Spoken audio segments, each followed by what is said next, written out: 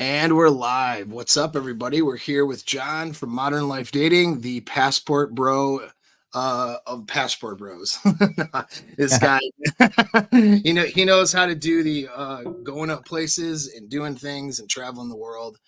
Certainly a lot better than most people I know. And so I thought it'd be great to get John on here for us all to have a conversation just about traveling overseas, dating, hooking up, all that stuff, and what girls are like, and some of the concerns and different things that we'd have for doing it, and is it even worth it for a guy, right? And so that's something to look into. But how you doing today, man? Good, man. Good. It's 12:40 a.m. in Japan right now on Saturday night. And I've been going hard, working on the Masculine Empowerment Network.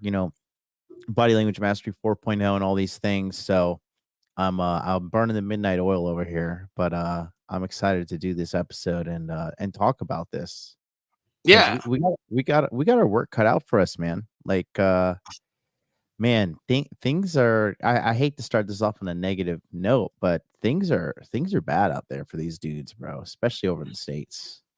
No, they really are. They really are. They're bad. And it's interesting. They're bad for everybody. Now we Mhm. coach men, so we deal with. I have a few female clients actually, but for the most part, it's we coach men, and so we deal with how bad it is for men out there. But I want to mention this because it's important for guys who are struggling to understand this. It's bad for women too.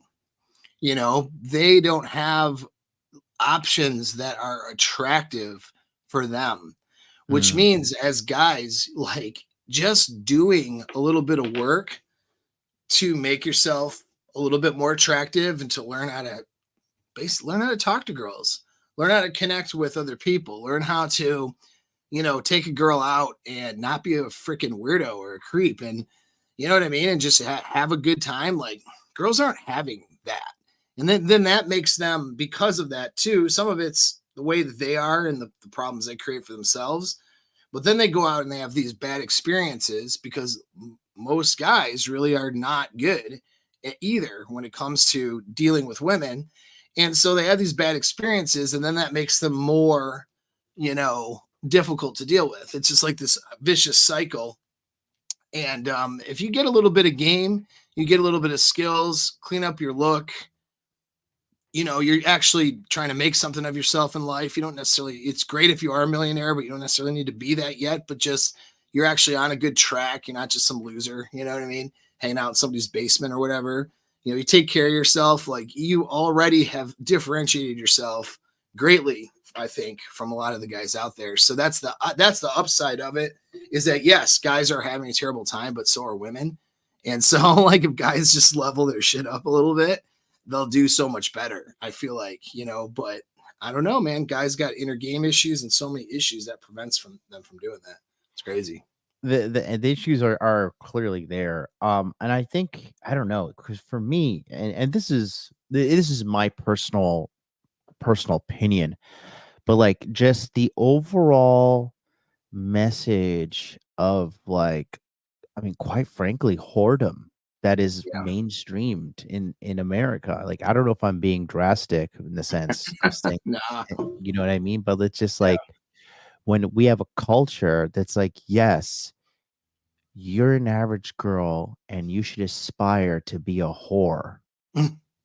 Like, Mhm. and then I'm supposed to just we're supposed to wipe that up. Like, and then, I was reading some studies earlier and they're now like basically everything that we've been saying, the red pill community since the very, very, very beginning, like science is Yeah. now catching up with it. But they're Right. now saying like the women who have a 230% chance more likely to cheat are women who have high body counts. Hmm. Yeah. And it's just like Absolutely. because you really opened my mind and really helped me change my perspective on this in the sense that it was just like it's an addictive pattern you get used to that you neurologically create this pattern in your mind in Yep. which you're like, yes, like I will just jump from dick to dick to dick. And that then when you get something like stable, because like a good stable relationship is like eating broccoli and rice and chicken every day. It's not going to kill you. It's going to take, it's going to be fine and you're going to be okay. But the average person from a average woman from a relationship context, like they want to eat Arby's and they want to make McDonald's and then you went Burger King and Taco Bell at every single day. Next thing you know, you have diabetes and cancer, and you're like, I don't get it. What happened? And it's like, Right, right. well, pretty Well, evident here.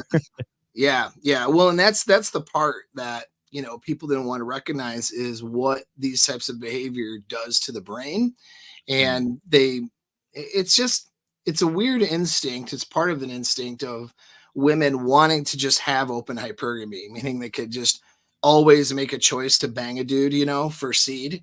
Um, mhm, that's the mammalian brain is like pushing them to want to do that no matter what the mm, conditions and consequences could be.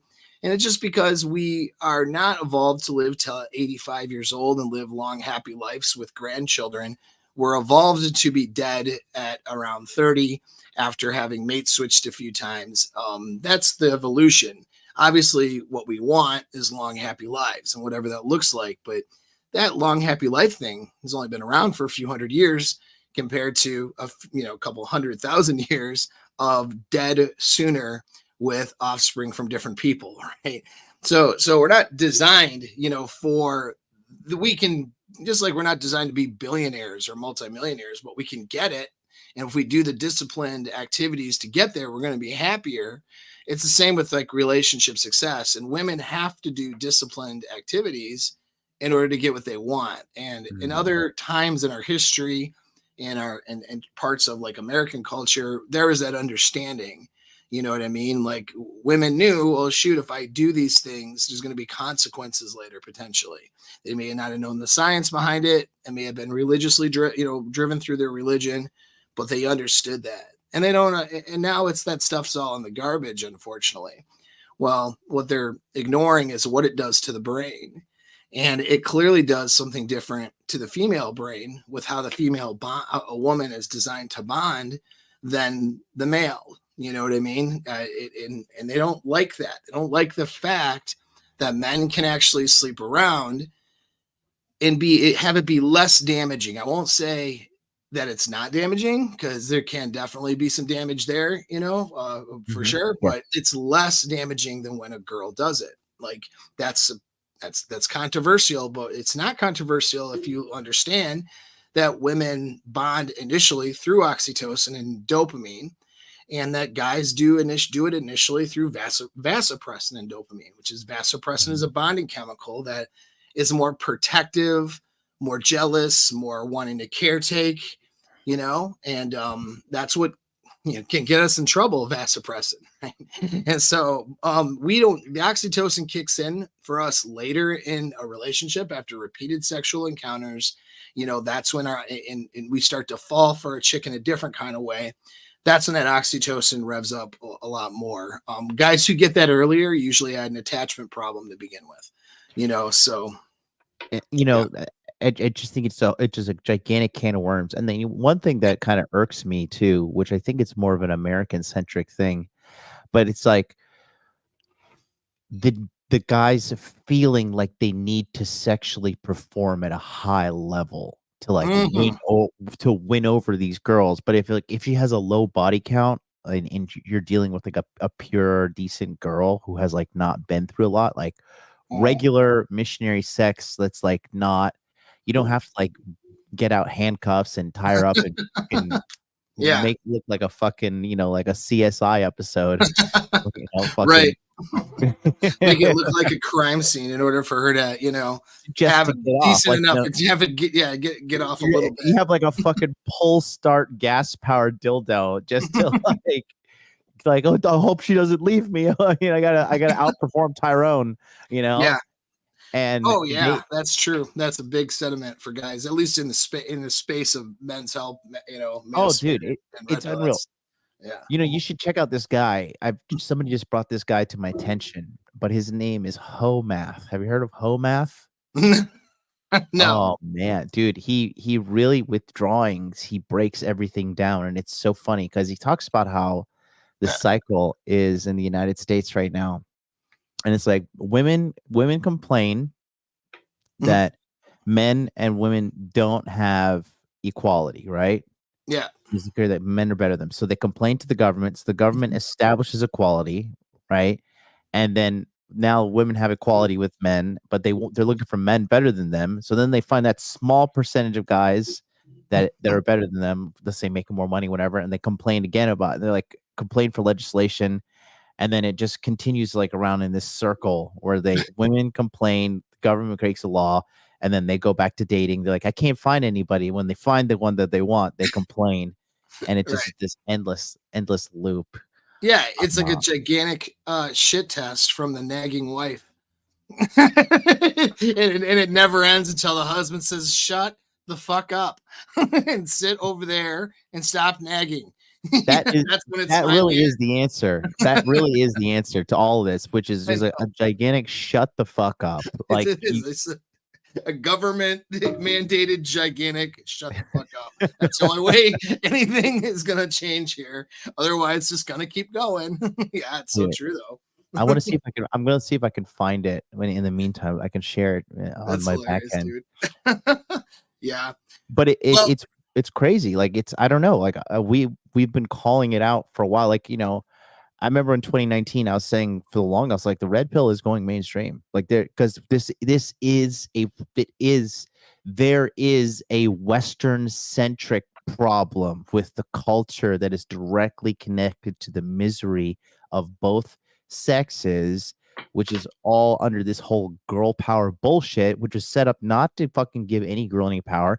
It's to financially extort them and to pull as many votes out of them as possible. That's what right. this machine was set up to do, and it's working swimmingly. But and I don't think the average guy really understands like how, and this isn't like being sexist or whatever, but like how delusional a lot of these girls are. They do not live in reality. They are living in a fucking matrix illusion.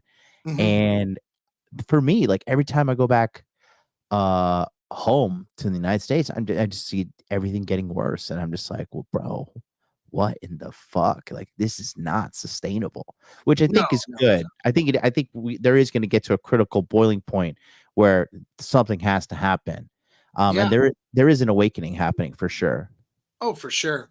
And it's like I almost lose sight of that because the frame I have in my life, and this is a solution for guys, but it does make me naive sometimes. The frame I have in my life is so strong that I don't have all that bullshit around me. You know what I mean? Like I have like good people around me. I have if I'm single and dating, I'm able to cherry pick out the ones that are actually worth dating. I'm in a relationship right now. She's being, a great girlfriend. You know what I Mhm. mean? She's a great partner. So it's like I don't have the struggles. It's almost like when you move into the nice gated community, Yeah. that's in the middle of the hood or something. Like that's kind of like, and not that I mean I live in a nice neighborhood, but it's not like my neighborhood's closed off or any of that. But it's just like my lifestyle and things I do is closed off from what all of the idiots are doing. Like, and so I just don't notice any of it. And then and there's plenty of people who, you know, don't they don't want to be there either. You know what I mean? And you're usually more successful people. They're usually people that are doing better in life. Their income's higher. They got more going for them, and those people end up being my friends. I'm not in the circles of drug addicts or a bunch of people hanging out in an apartment with shit everywhere, and Yeah. it smells like body odor and heroin or something. Like that's not my fucking game. Even when I go to clubs, it's like I'll go to if I even go to a club in my area. So if you were in Detroit and you said, okay, let's go someplace, you would have VIP treatment everywhere you go. And it's not because I'm this billionaire. It's not like a flex. It's just because I make sure I have memberships places. I talk to people who own things that if I were to do something social, that's where I'd want to go. We go to a restaurant. I send a message to the guy who owns it. He makes sure that we got a table in a little section So it just sections everything off. I don't deal with don't deal with the riffraff. You know what I Yeah. mean? And it's not even paying. It's not even like I'm paying an exorbitant amount of money either to have that. It's just I take care of people and I make good. So like the server, you know, I make sure take care of our servers if we go someplace. The owner, I make sure I throw a post somewhere, throw some reviews somewhere, do whatever that guy asks me to do to help his business. You know what I mean? Little Yeah. things like that, reciprocity stuff, because people don't know how to act anymore, dude. People don't know how to like have good relationships with each other, have good business relationships with each other without being combative or divisive or trying to use other people. And so if you're just like a good dude and can like make these little circles, it's like all of a sudden you have all this cool shit going on. You have status without having to pay. You're not paying an exorbitant amount of money for status. You have to have enough money to do things. That's all it is. Mm-hmm. You end up with the status and you end up insulating yourself from all that bullshit. You know, I don't know. Yeah. So for me, it's hard. I don't notice. Like I'm in Michigan, I'm in Detroit for God's sakes, which is a cesspool for sure. Like no question. I have family here and you know, a son, and that keeps me in the area. But he's not exposed to like the level of nonsense. Do you know what I mean? Like Yeah. my circles don't deal with that. No, and I definitely agree with you. Like I think that you have to create your own little bubble of happiness. And that's just like the most sustainable thing right now. I like, I don't know, like I talk about it on my Instagram often. Like now, people are like, you want to go to the club and turn off? I'm like, no, I don't. No, I What? don't.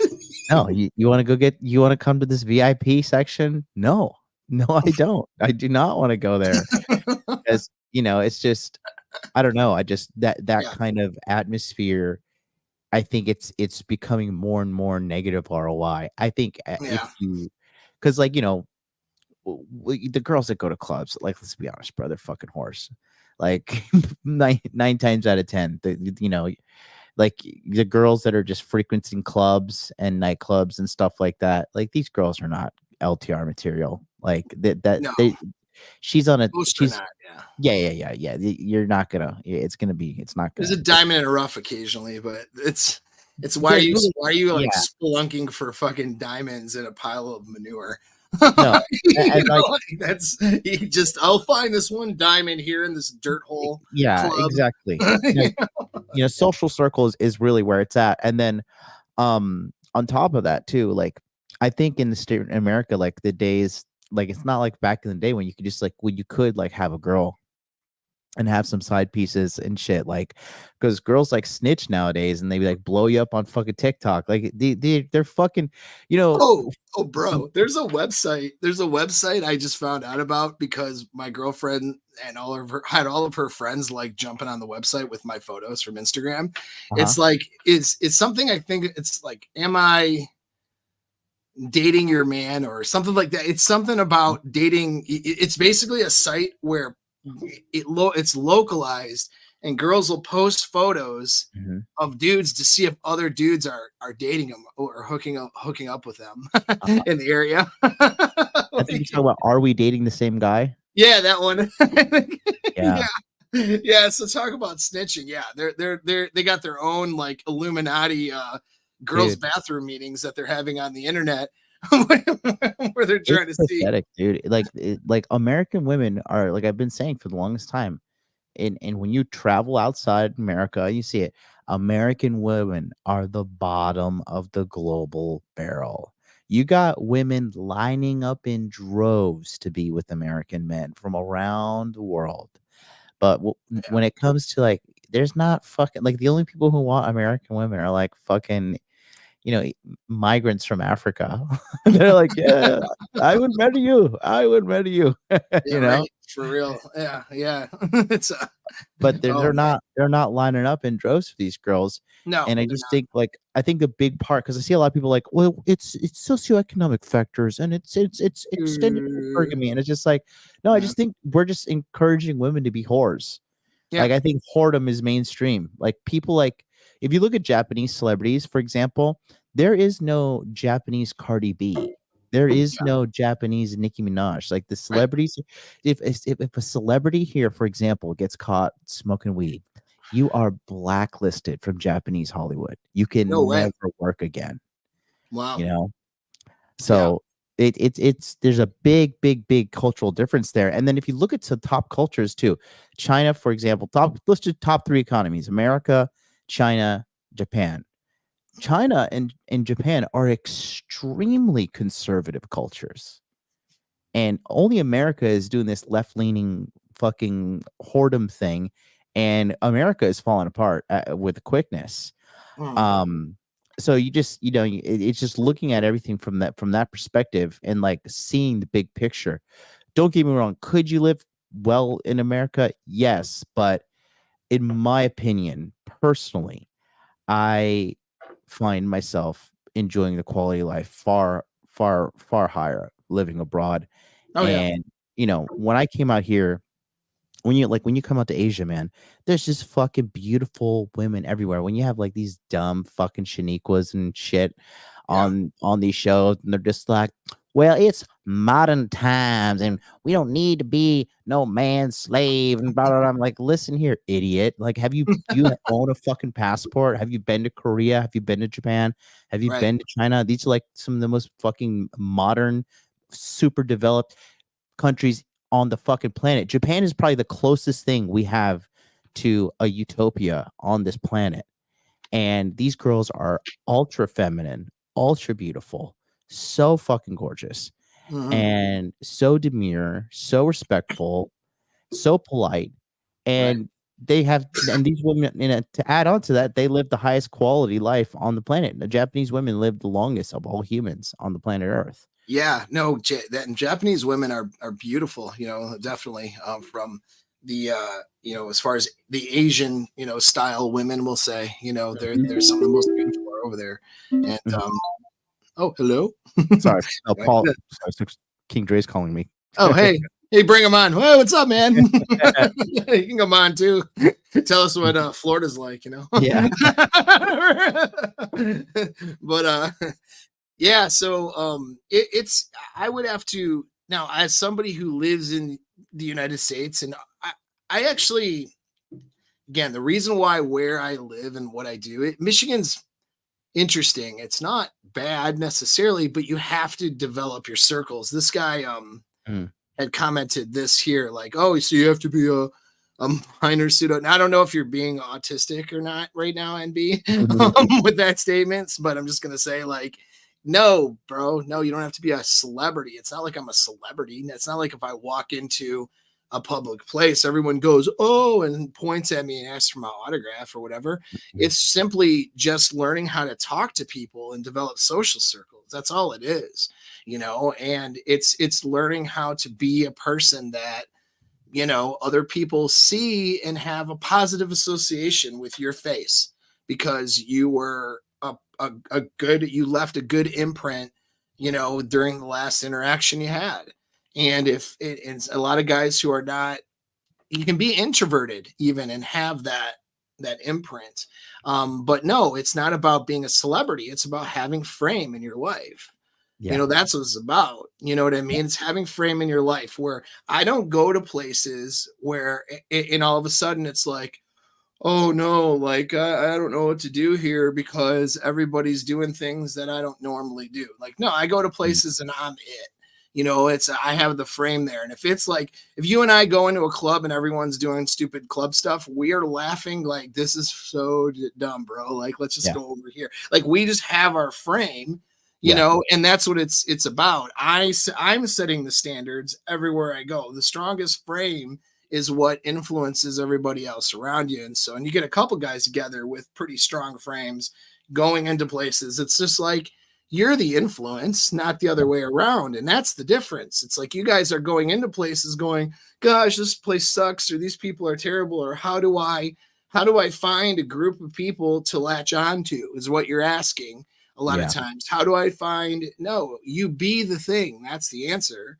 You Yeah. are the thing. And then when you meet people, it's like people They, gravitate towards you like a magnet. yeah, exactly. I was just gonna say they latch to you. Yeah, exactly. Because by just being your own man, holding frame, like it's funny when you just like, I don't know, when you just like just you do your own thing and you just like you're in your own world, like you're your own mental point of origin, as Roller would say, right? Like how it's kind of sad to say this too, but like, weaker people will gravitate towards you. You know what I mean? Like they'll just Yep. they'll smell, a leader. They'll smell something to do, basically, quite frankly. Mhm. And yeah, then they come to you, and it happens to me often. Like I don't even try to recruit people or anything, but like, recently I went down to Thailand and I was doing some Muay Thai, and I was just doing my thing. I just went down there because I was, had to go do some business, and I just went to my Muay Thai gym that I usually go down to.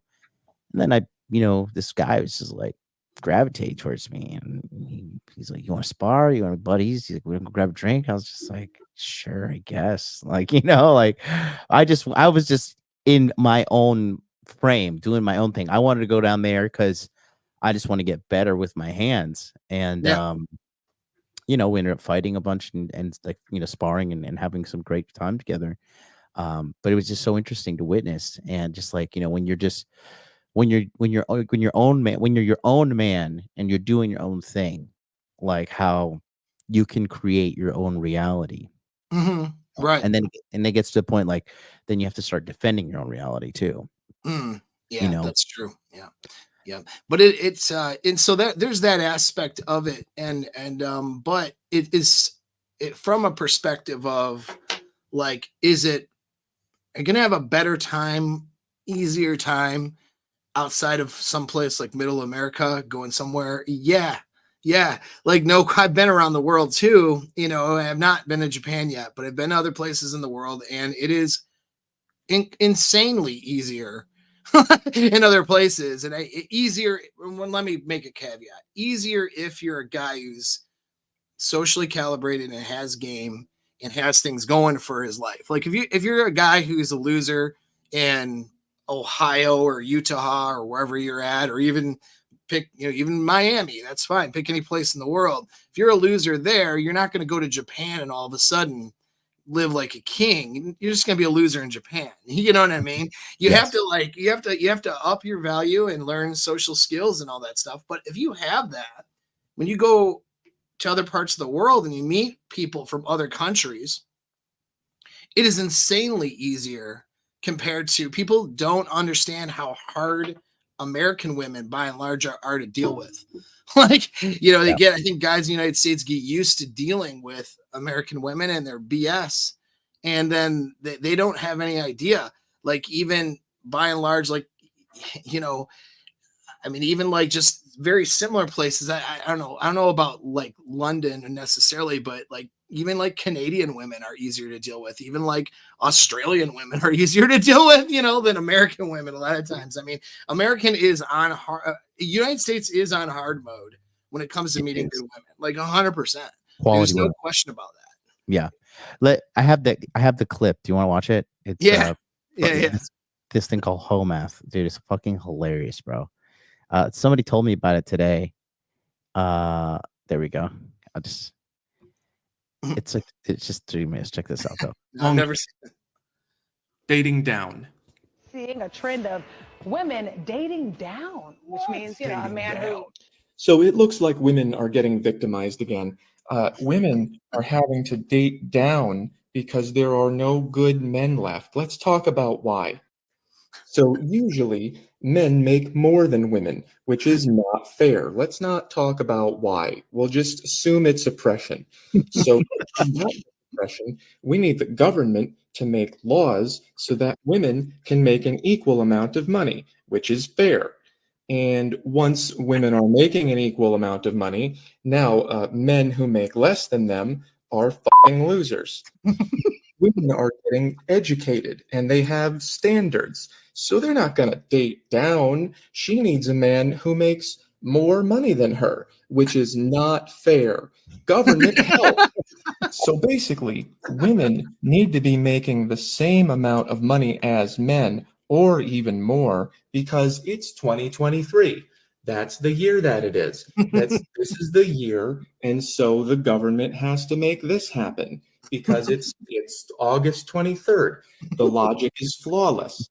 So all women should be equal to or better than men, and all women should be able to find a man who makes more money than she does. Where have all the good men gone? I just don't get it.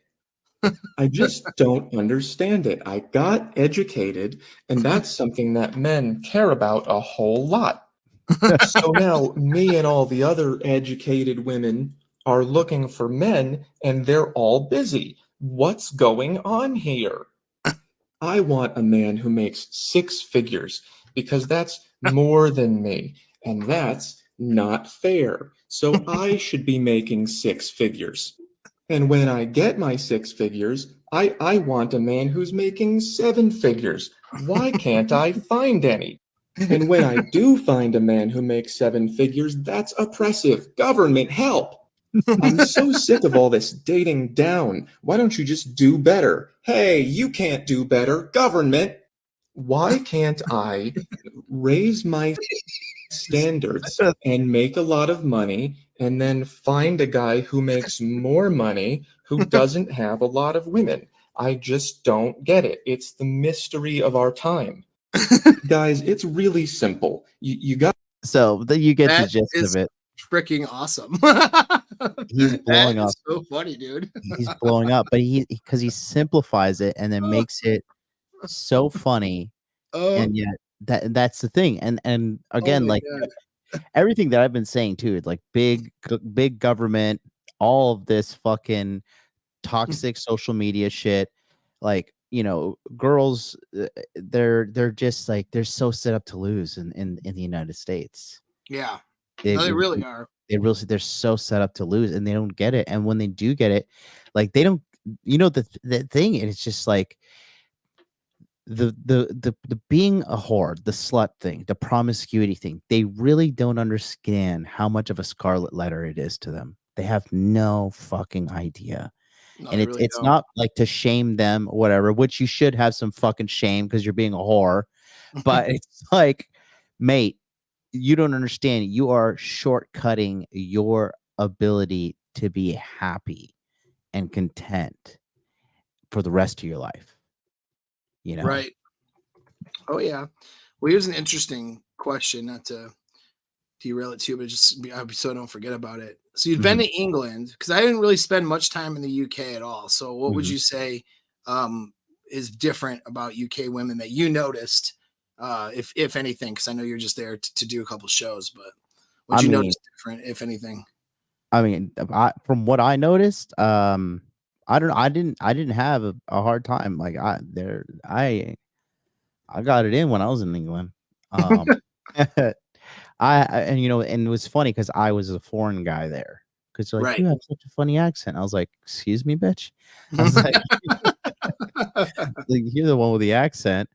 Um, I met a really hot, like, I'm not even into black girls, but this girl was fucking gorgeous and charming. And the only reason we didn't do anything is because we ran out of time. I met her towards the tail end of my trip. And then I met another girl and I spent some time with her. Um, so in my opinion, from what you know, England in itself sucks because it was just overpriced and crowded. Um, and they don't have air conditioning for some reason in their country, which is just insane. But yeah, I mean, I didn't have too much of a bad time there, but the girls there were a lot more classy. There were a lot more. There was a little bit of British class and Charm or class, yeah. charm, dignity, Yep. self-respect. Yep. You And know, that's what from the British women I've met, but they've all met them outside of England. That's what I noticed too, but I didn't notice, because you can notice different like cultural trends, like, and it's just, it's not even just that women are slutty in the United States. It's not the only part of the problem. That's a Mhm. big part of it, but it's like That's a there's gigantic part of it.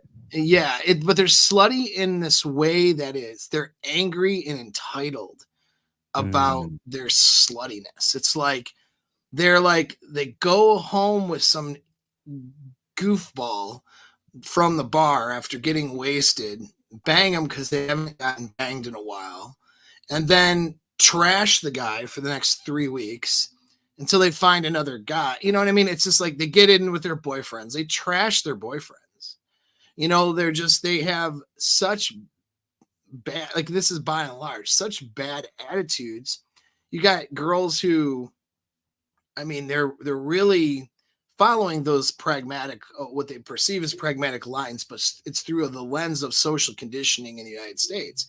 And so like these girls, it's not uncommon when you have a moderately good looking girl who's in her 20s, early to mid 20s, to be having a sugar daddy or two, some older guy that they bang occasionally for $100 or $200 or a little bit of coke or whatever. They'll have a boyfriend that they don't bang very often and degrade, and then they'll cheat on that said boyfriend with guys that turn them on, that they meet here, there, wherever. You know what I mean? It's not uncommon.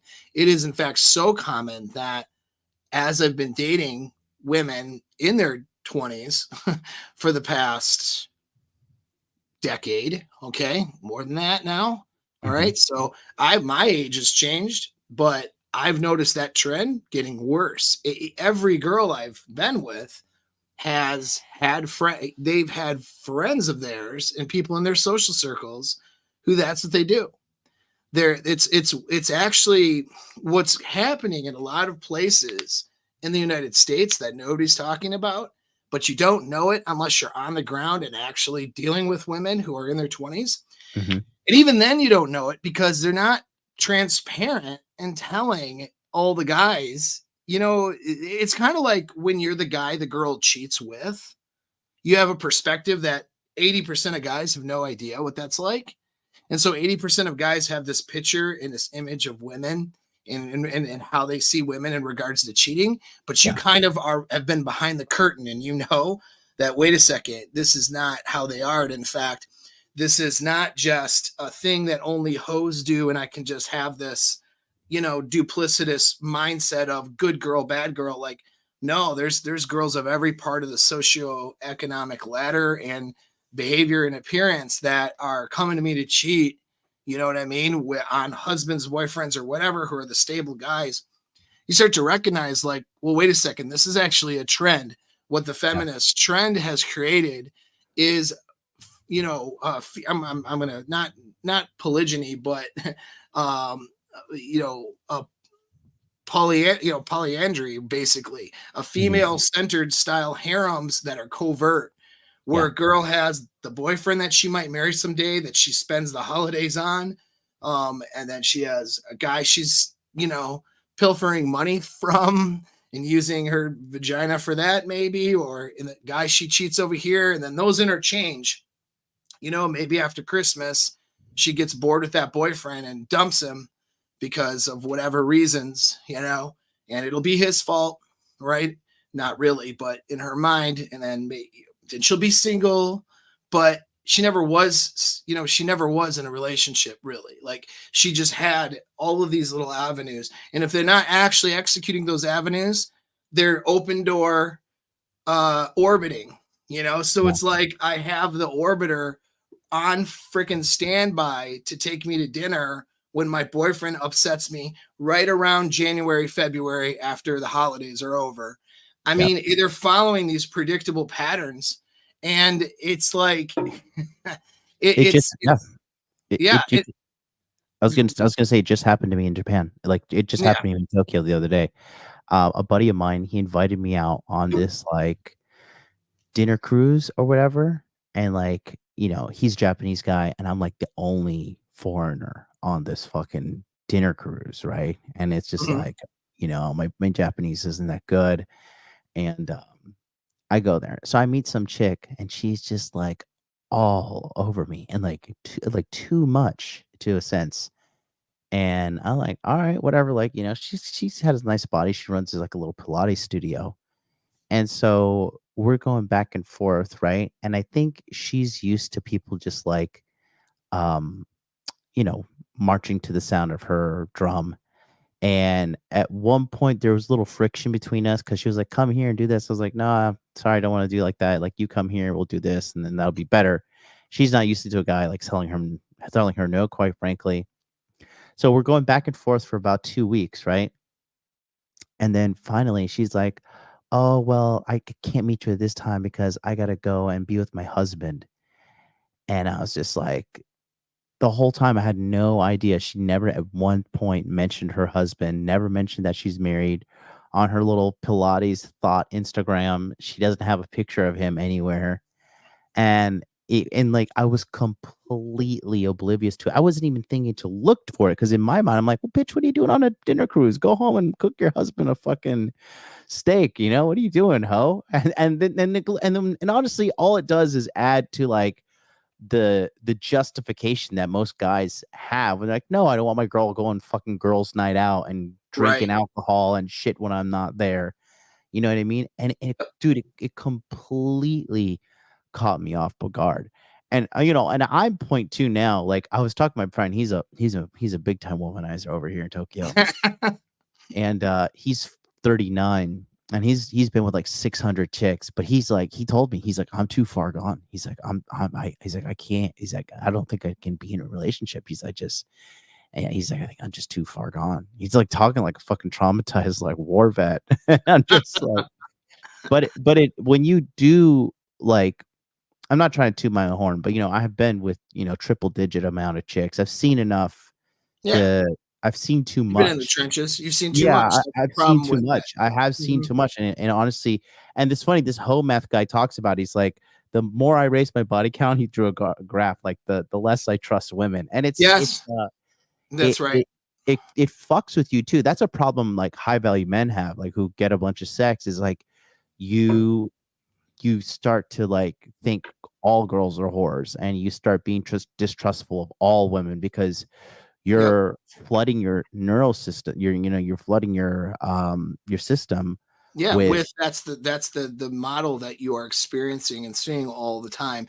Yeah, because the reality is that though this is happening and it is happening at a scale, Mhm. not all women are like that in a sense. Yes, all women are capable of that, but they're not all women are actually doing that.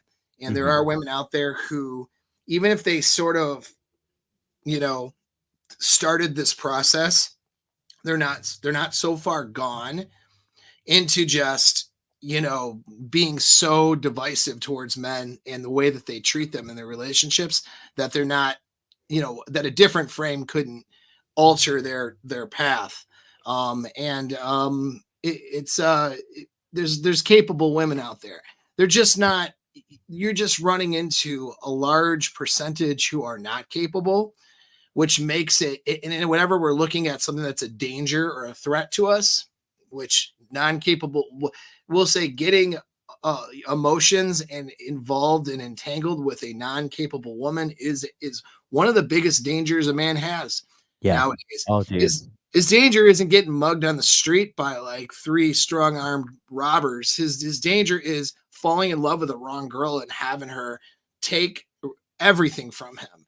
Not even just money, but his energy, his time, It's his time. purpose, his sense of self, everything. Oh, dude, falling in love with a whore is the worst thing.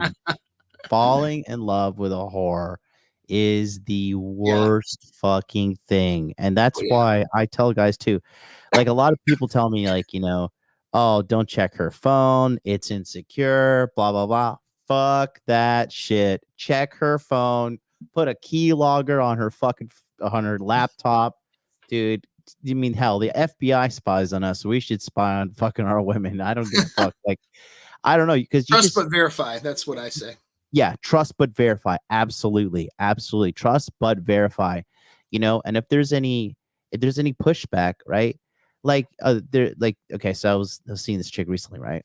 And then she's like the other day, she's like, "Oh, I'm gonna go out to have dinner with a friend." I'm like, who's his friend? She's like, and then I was like, she's like, "Why are you asking? That's scary." I was like, "Okay. You just told me who it is." Mhm. Right? And so, just in my mind, silently from potential girlfriend, I was like, okay, like you're on the way out now. Because then Yep. at this point too, like for me, dude, I've done the work. I'm the fucking man. Yeah, right. I'm not putting up with this shit. You No, go. You're not gonna change, that's right. and this is who you are.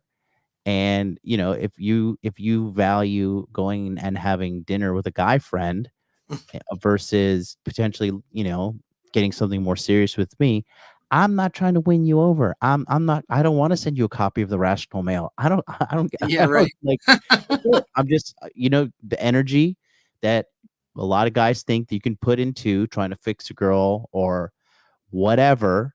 It's always better just kicking her to the curb Sure. and finding a better chick. Yep. If it's stuff like that's a hard boundary, which that is for me. Like, because if the shoe was on the other foot, she's like, "Who you with?" And I'm like, "Oh, I'm gonna go. I'm gonna go fucking have dinner with this girl."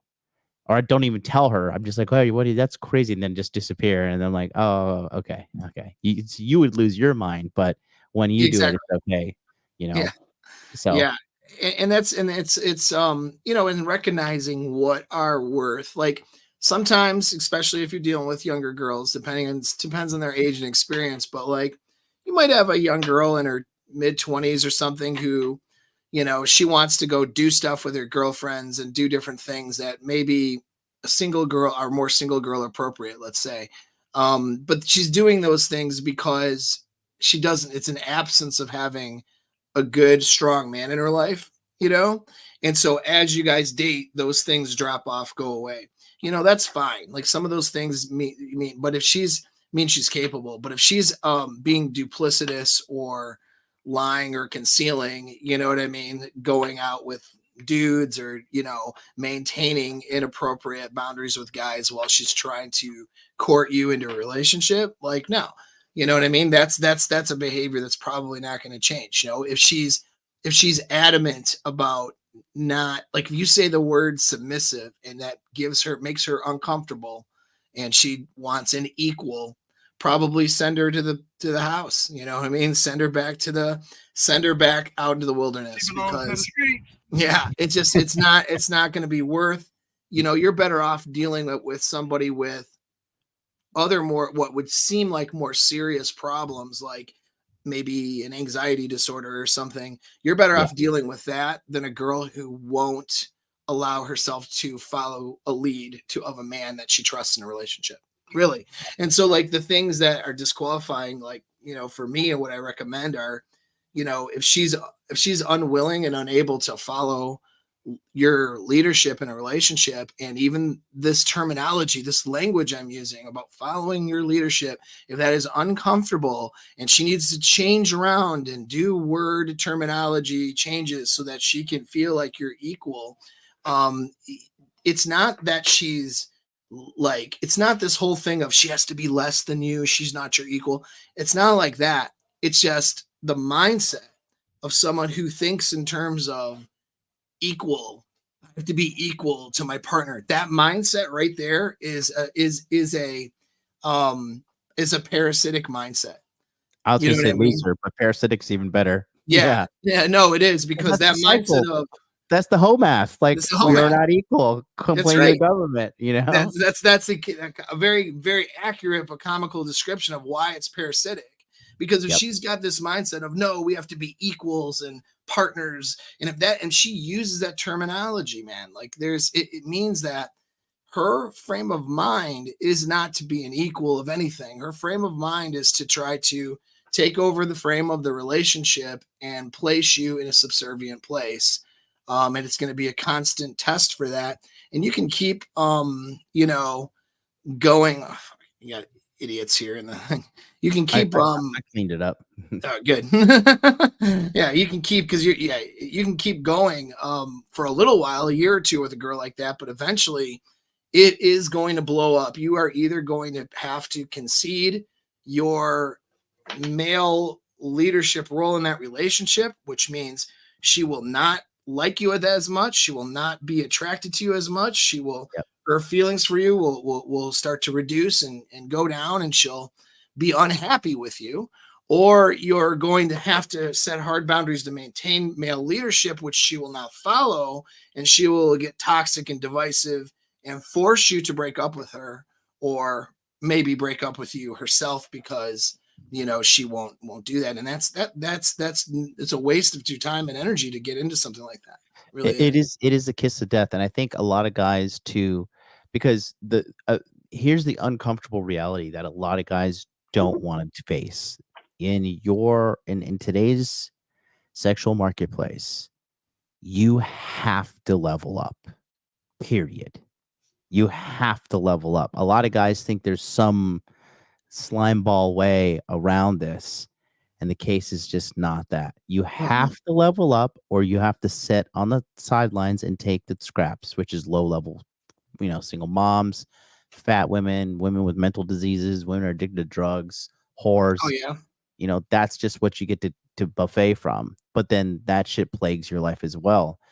But yeah, I just think the whole thing, going back to like the United States of America, it really is just a cultural thing, and I am starting to see a little bit of a change, but the thing is, like, for a woman to really overcome the whole high body count thing, it is a lot of work to undo that. Oh yeah. Like Ho Math calls it. He's like, well, women stuck in their highest setting. Like if a woman sleeps with Drake, or she sleeps with like some 6'4", blonde hair, blue eyed guy who's like an Adonis, like every guy in her mind is gonna be a downgrade after that. Because what's funny is this too, right? Women, they will lie to themselves when they get Right. fucked and used by a high value guy. They're like, yo, we were in a relationship. And like the dude texts her once a week and fucking just pumps her and dumps her once a week. Yep. And in her mind, she's in a relationship. Yep. Well, and there's brain reasons why. Like, so when a girl is having sex with somebody and she hypergamously sees that person as valuable, she equates that to love in a neurochemical sense. So what happens is, like, her dopamine is firing to get this guy who she sees as valuable and to get him sexually. And when she gets him in that sexual sense, that's what triggers her oxytocin too. And so a love for a girl in the beginning looks the very same, if not similar. It looks the same neurochemically as love in the end, right? So if a girl is in love and in desire for a man, on day one she has sex with him and she gets a lot of dopamine and oxytocin in her system. 4 years later, if she's still in love with them, it's dopamine and oxytocin still. It's a high desire. For a guy, it's not the same. For a guy, it's a mix of vasopressin and dopamine. And then over time, when a guy becomes attached, however long that takes, like if he's attached to the girl like 4 years later, let's say, and if he still wants her and all that, right? Then it's going to be a mixture of vasopressin, oxytocin, and dopamine. It's a different mixture. I had the research on that. I threw it in my last show that I did a few days ago. And so that's how that works. It's literally down to neurochemicals. So when a girl and we know hypergamy is a primary driver. It's not the only thing, but it's a primary driver. So like when she sleeps with the girl who sleeps with some celebrity, yeah, hypergamously, she sees this guy as high value. Maybe she's rationalizing, well, I'm just going to have a good weekend. I know he has lots of girls, blah, blah, blah, blah, blah, blah. But once she goes through that and her neurochemicals are firing, she thinks that that's her value. Even though she was just some hoe at a party who was pumped and dumped.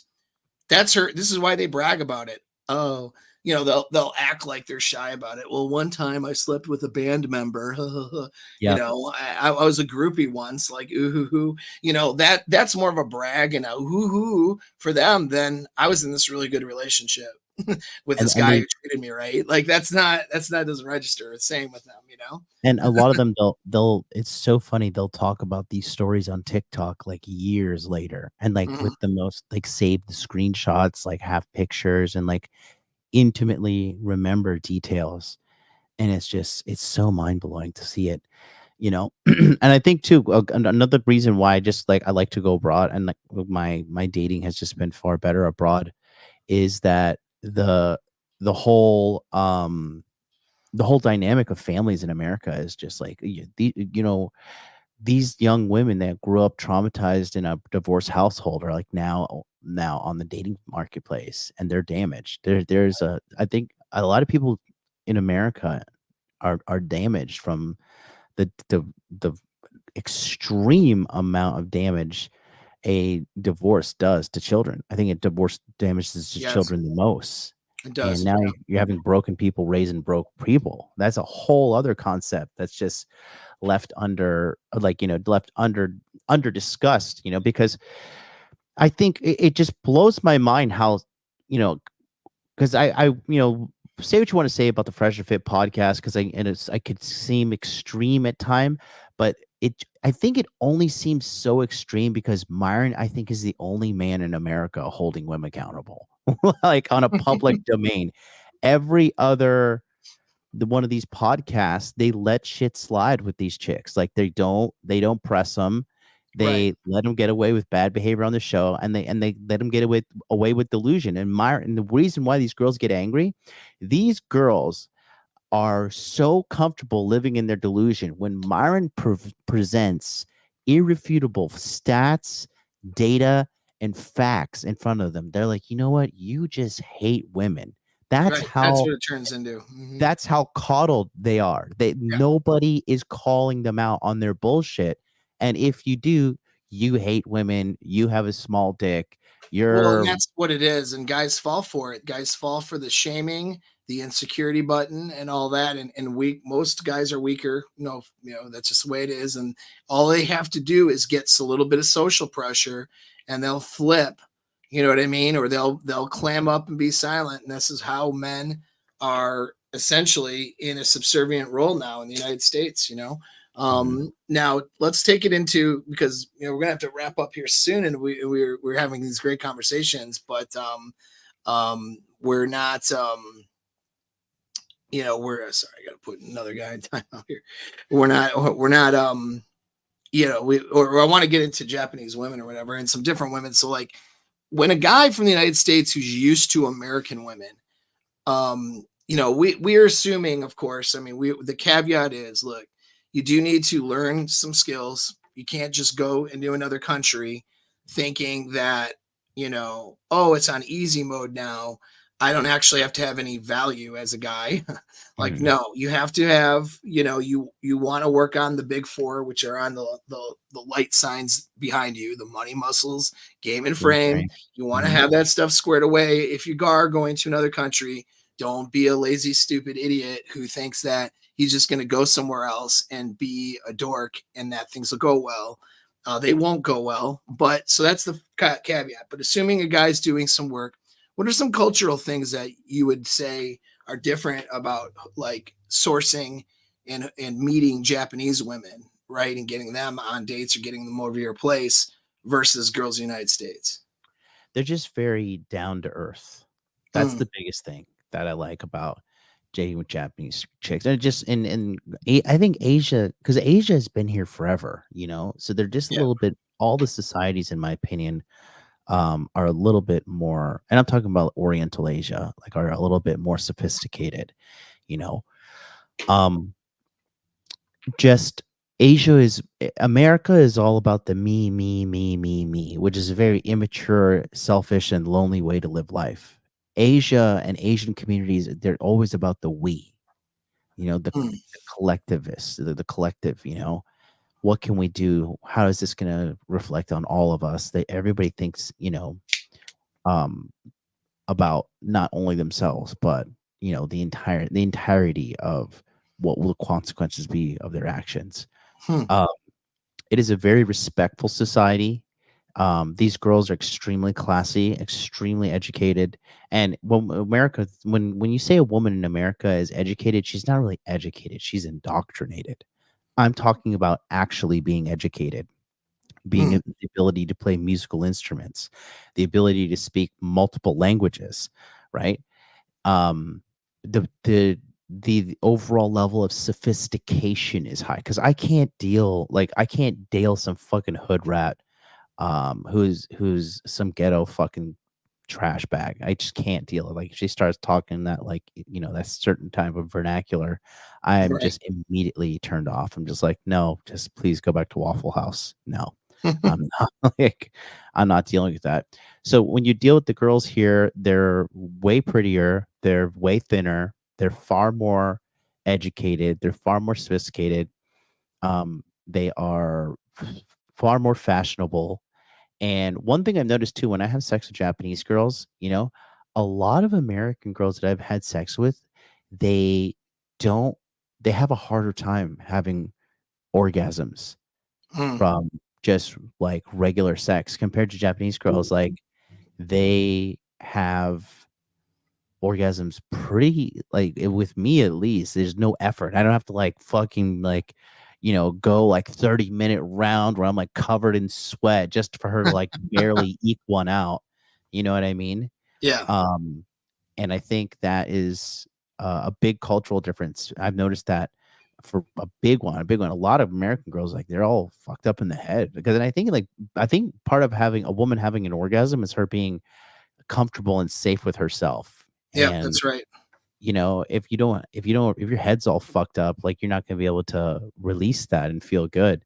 Hmm. And yeah, the women I've dated here has never been an issue. The only ones that have had issues, no surprise, if you do a little digging, they've been ran through. Hmm. Yeah.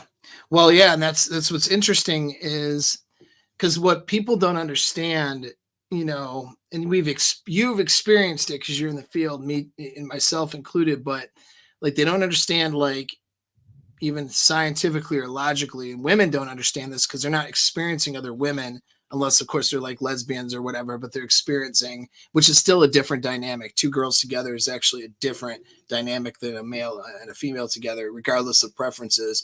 Mhm. But it's like they're not seeing how the frequent sexual partners affects the brain, you know and so it's they don't see how that works. And so, like, um yeah, it's like frequent sexual partners reduces the dopamine and oxytocin rush a lot of Mhm. times. And so a lot of times they're having and we have to understand too, like, women are having sex for a lot of reasons that have nothing to do with an orgasm, even though the orgasm is great for them, and even though having an intense experience is something that they would want, the reasons for them having sex has a lot to do with their self-esteem, their self-concept. There's a lot of things that go into it. You can read David Buss's Why Women Have Sex and get hundreds of different reasons why women have sex, and an orgasm is only like one of hundreds. And so when they end up sleeping with you, and they're looking at all of these, it's a cost benefit analysis every time, Berfalt's law, and it's a cost benefit analysis, and they're sleeping with you because they think that the benefits outweigh the cost or risk. And that's the only reason they make the decision. And that it may not be like their priority is not their bodies and having a great bonding experience and a great intense experience with somebody, because they've done it so many times, and it just blunts that neurochemical reaction. And it takes a lot. When a girl's had a lot of experiences, it takes a lot of experiences with a guy who can create a really powerful impact to try to overcome that other stuff. Where with a girl who's not been run through, if you're the fourth or fifth guy she's ever slept with, it's much easier for her to have an high amount of emotion during the experience, which is going to allow her to be more immersed and allow her to have a more orgasmic, more intense experience. If you're guy number 52, like after a few cocktails and at 3 a.m, probably not going to be the most intense experience for her, Mhm. regardless of your value. This is just the way it is, and this is just the fact, and this is why.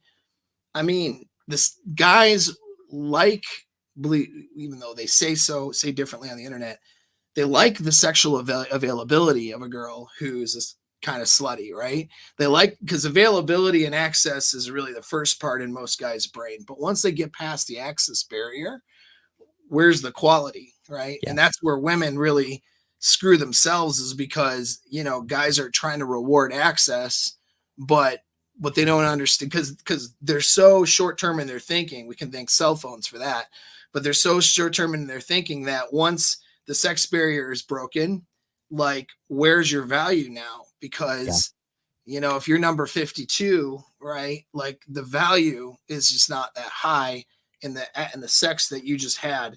And you can't go backwards and press the rewind button now and say, well, I guess I'm going to hold off from sex and make number 52 guy wait 3 dates, even though the last 30 guys didn't have to, you know what I mean? Like, unfortunately, that's a real difficult, you know, hill to walk backwards on, you know, for a girl. So they really put themselves in a bad position with that stuff and with their behavior and running these, you know, be covert female centered harems, really, which is what it is it completely blunts their response to the sexual act. Over time, sex becomes a utilitarian thing for them. It's not to say they don't orgasm or have fun or whatever ever, but it's just their experience is not going to be as intense, and they don't know it because they're only experiencing what they experience. But if you're a guy who's experienced different women, you notice, you know, for sure. And you could just tell when she's like, you know, it's kind of, and this is when you kind of slip into like jaded territory, is like you can tell when it's not there more so than when it's there. You know, you're like, and you just like you get sniffs of blood in the water, and you're like, oh no, this ain't it. This ain't it. And then you got, you know, because if you really do get to my level of mastery or your level of mastery, you know, going out and dating girls and wasting time, money, and calories on girls, it becomes an extreme negative ROI. right. You know, I'm at the point now where, like, if I'm gonna go like on a date with like some random chick from fucking Bumble, like it's already a gigantic time sink for me. It's like Right. it's like a total time sink. I think the problem, like, guys are trying to, or high level guys, high performing guys, you know, the biggest problem they're having now is like, where can I find quality women quickly that won't give me trouble? But the reality is, volume is always the answer. Like, you're just not gonna. You have to go through volume, and then, you know, I think on both sides of the coin, like, that's why certain people get jaded. You know, like women. I know a lot of gorgeous women that are just jaded and they're just sitting on the sidelines. Just like, fuck it, I give up. Like, gorgeous women, fucking stunners. Oh yeah. Yeah. Well, and that definitely tends to happen more often than people realize. You know what I mean? I'm kind of searching for some stuff, but one thing I noticed though with Japanese culture and women, I don't know if you noticed it, but I've had I actually had a couple of clients trapped in this situation really with women in Japan. Is the infidelity or affair rates being really high. And I don't think they're the most adulterous. I'm trying to find the thing I had. You know, I think United States is actually the number one. Yeah. So, or no, well, according to this Japan, list, here's the thing: in Japan, if you catch your wife cheating on you, you can sue her and the guy cheating on you. Interesting. For 10 grand each. So, and then she can sue you as well, and the woman she catches you with. I think that's I'm interesting because what I'm hearing though too from somebody that's actually wrapped up in this is that may be true, but if they divorce though, it creates a real problem for children in alimony still. So yeah, he might owe her. He might lose 10 grand, or she might lose 10 grand in the deal because of the cheating, but then she'll end up winning a lot in terms of, you know, kids and the rest of the money. So like, I mean, there's no child support in Japan. Yeah. No child support. No. Alimony then is what it is. I don't know. I think there's a payment, but I don't think that. So the way I had it explained, because this is not, you or I are never in this. And I think the lesson is not to get married without being very, very careful and potentially not to do it at all. But I mean, I understand why people would do it for raising a family. But from somebody who's I know a client who's wrapped up into, you may know him too. In fact, he's wrapped up into a scenario with this. The advice he's gotten from the attorney was that, like, if he was the woman, he could just divorce and take the resources and take the kids. He would get, half the money. There'd be maybe some alimony for a period of time at least. And the kids would be in his custody if he was a woman. And, but her being with the shoe on the other foot, he, even with her infidelity, he would lose the children because the children will go to the mom in Japan. And, and the money will end up going to, to support at least initially. Right. Yeah. In this case, it's not the fact that it's going with the mom. It's the fact that it's going with I think, is this guy French? No. Okay. Then, well, I got one guy I have two people that trapped into this that were clients of mine. One is, I think he was Australian, was one guy. And then the other guy is Japanese. So if he's actually Japanese and the wife is Japanese too? Yeah. So the one couple, they're both Japanese. And then the other couple is Australian and Japanese, and there's a visa issue with that or some sort of citizenship, whatever it is, right? But the two, there's a Japanese couple. Japanese American or Japanese? Japanese. Oh, wow. Well, Right. Okay, so I do know in situation like when it's Japanese versus foreigner, the Japanese will get the child. Even so, if it's a foreign woman and a Japanese man, the court. That was my other guys had said, like, no, he's absolutely screwed. He will not have access to his kids. Yeah. And if that happened to me, I'd be like, fuck it, take those kids. I'll go make some other ones. I don't know. I'm petty like that. I'll take those little fuckers. I'll disappear. I'll put all my money to Bitcoin and peace out. You're not going to fucking ruin my life, ho. Sorry. I think men need to fucking stand up for themselves regardless. Because, the only reason women are acting like this, because like I hear all these guys like saying like, oh, she's gonna false accusation me this, and she's gonna do that, she's gonna do this. They only do that because they're not afraid of the guy. If she's genuinely afraid in a healthy way of the guy, they don't fucking pull that shit. They don't pull that shit. They only pull this shit on weak guys that they know that won't fight back. Right. It's good to hear from this comment that Denmark and Sweden, if you have a good prenup, it'll actually hold up. And see, these are things like if you ever got guys, just literally, guys are such pussies, man, when it comes to their relationships. They really are. And I'm talking like I've met some of the hardest men in the world who get into these relationships with these women and they turn into complete pussies in the sense that they don't think of, and they don't think they're being pussies. I like to say that. I say that to reverse. It's a psychology move, right? I'm shaming them into not being a pussy about the relationship. You see how that works? I use the feminist tactic on them. But reality is these guys are tough guys. But the problem is they get the feels, and the vasopressin says, oh, take care of this person and don't worry about yourself. Yourself, you'll be fine. You'll adapt and overcome because you're so strong in alpha. You've done it before. Take care of this person. That's the thing. You want to get married. That's what it means to take care of you. And sure, let's get married. Sure. Let's do what it is. It's going to make you happy, honey. That's going to make our life good. Well, problem with that is if you're setting up a divisive, uneven agreement and getting involved in that without realizing it, you're setting yourself up for you're not leading the relationship with the frame that you need in order for her to even maintain this relationship with you. Giving her just what she wants isn't what she wants. She wants a man to lead that relationship to success and to do what it takes to do that. And that includes creating a fair exchange as fairly as you can with whatever agreement you guys have for marriage or for living together in order to, if you're raising family or just whatever you're doing, right? And so you have to look into this stuff. You have to look into prenups. is it binding in the country you're in? Is it, those things? If you plan on going that route, for sure. Because women are women. And I think that's the lesson.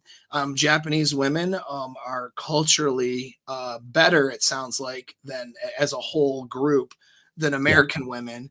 However, they're still women. They still have instincts.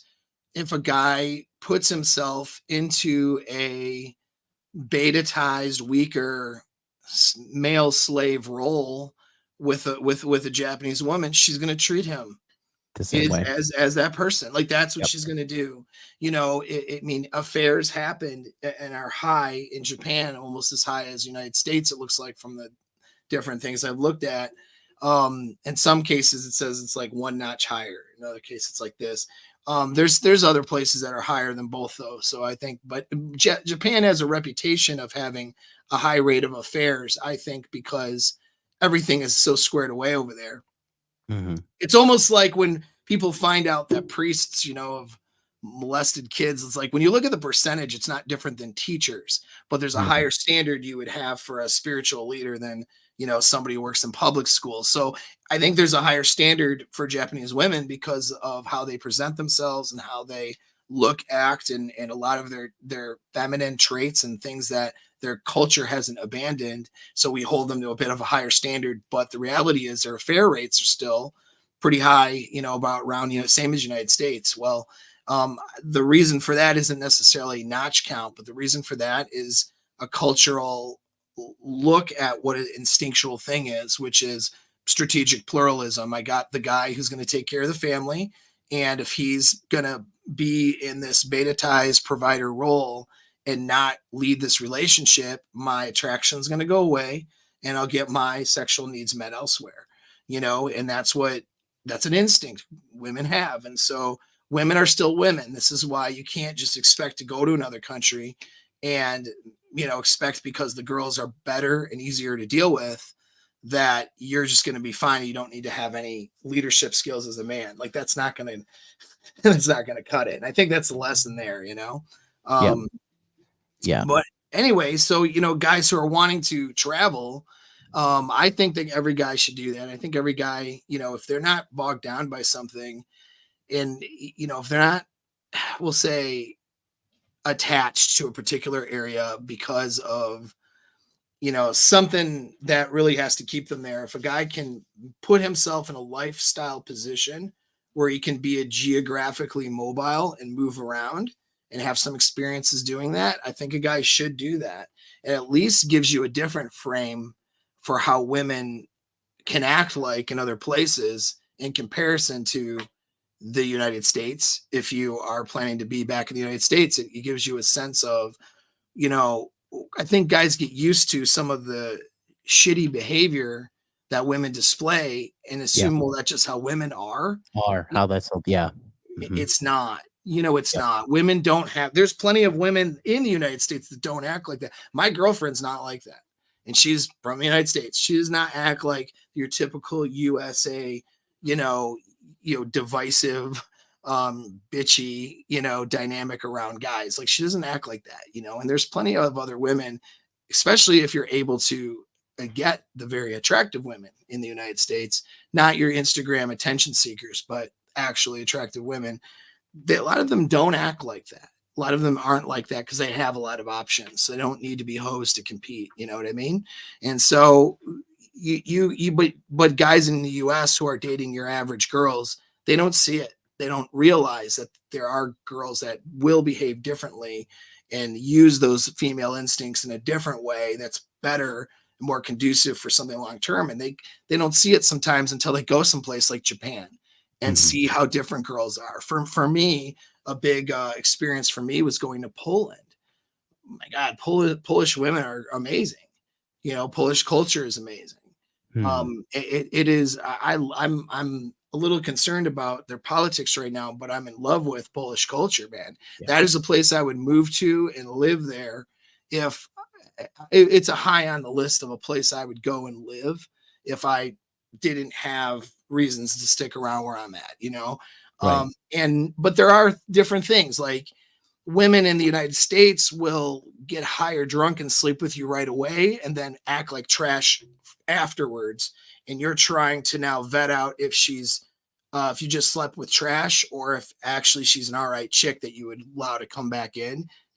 Whereas like a Polish girl, she will be outgoing and easier to approach, easier to deal with, more fun to be around, less divisive of her, you know, mindset towards men, you know, but she's not going to sleep with you necessarily on a first date or right away. That's because which is good actually, but Yeah. you know, if I had this trade-off, I mean, what you in the United States, you're dealing with girls with tons of bitch shields, but then if you get them high enough, drunk enough, and get through the bitch shield, they'll sleep with you and they'll do it right away. Whereas Polish women don't have the bitch shields, are more fun to be around, more feminine, generally look better. Not on a 1-to-1, like we said, like my girlfriend's really hot here, but if we're looking at just the average, generally look better because they take care of themselves better. But they're probably not going to sleep with you just right away. Or I mean, some will, you know, it happens, right? Because they're still human beings. They're still women. We're still men. We still bang each other. But I mean, by and large, you know, they're probably going to want to hang out with you a couple times before jumping into bed with you, you know, and they'll still have casual relationships there, but they're more careful about who they're doing it with and all that. And that's a good thing, you know, so that's one thing that's different, which can be surprising to guys who don't pick up on that right away, you know? And so, yeah, you just want to do a little research wherever you're going to go and pick a place where women are approachable and fun to be around but learn some of those nuances. Do you know what I mean? Like, you know, a lot of trashy sexual innuendo isn't going to get you far in Poland. No, You it's gotta be more disgusting. subtle. You got to Right. be classier. You got to. These girls are not crass whores like they are in the States.